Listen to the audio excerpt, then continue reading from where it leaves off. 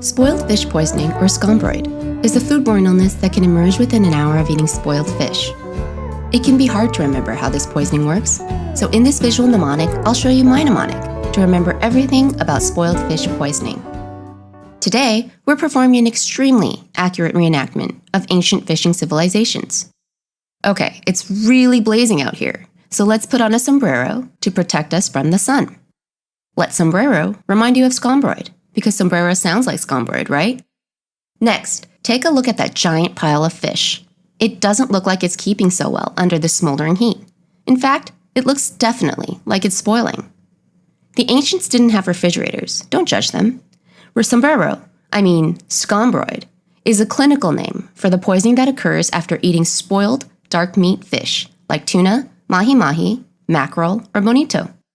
So what is the actual toxin in spoiled fish that causes Scombroid? Well, I'm just going to level with you. Historical reenactment is sort of my thing.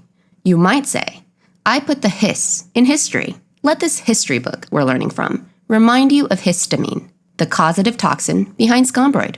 Certain types of fish contain high amounts of histidine in their flesh. When this fish is improperly stored or spoils, bacterial enzymes convert all this histidine into histamine, which, when ingested, can cause, what's wrong with you, man? Are you having an allergy attack or something?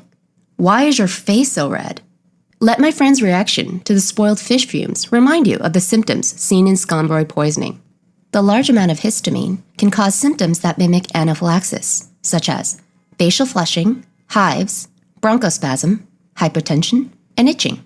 Yep, just take a look at those red wheels on our fisherman's skin. The clinical effects of histamine can resemble allergies, so much so that Scombroid may be misdiagnosed as a fish allergy. So, if we get back to our history book, the ancient Mesopotamians... Wait, what? You need to stop?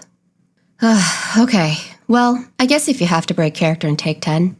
While we're here, let's use this history lesson to mention another point that should be obvious.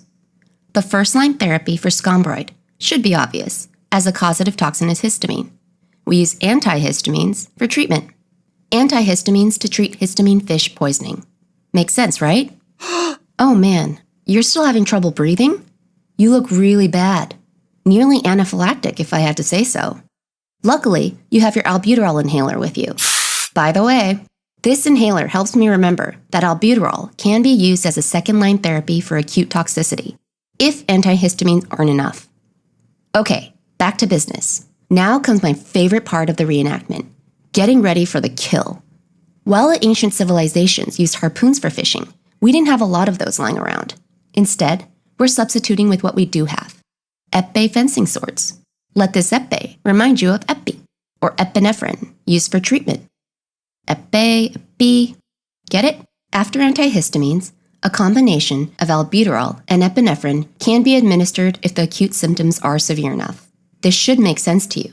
As I mentioned earlier, symptoms of Scombroid mimic an allergic anaphylactic response. So, you treat it the same way.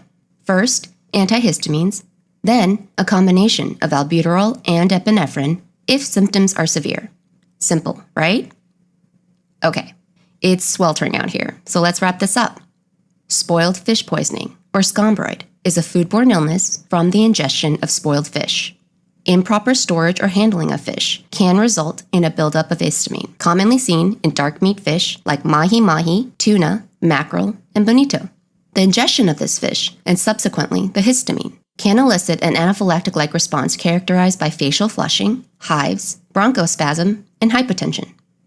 This response is in fact frequently misdiagnosed as a fish allergy. The first line of treatment for Scombroid is antihistamines, followed by a combination of albuterol and epinephrine if the reaction is severe enough. Make sure to tune in to the History Channel to watch the final version of our historical reenactment. I don't want to spoil anything, but it is a pretty great look into histamine. History. Or just check out our Pixarized Instagram. Until next time,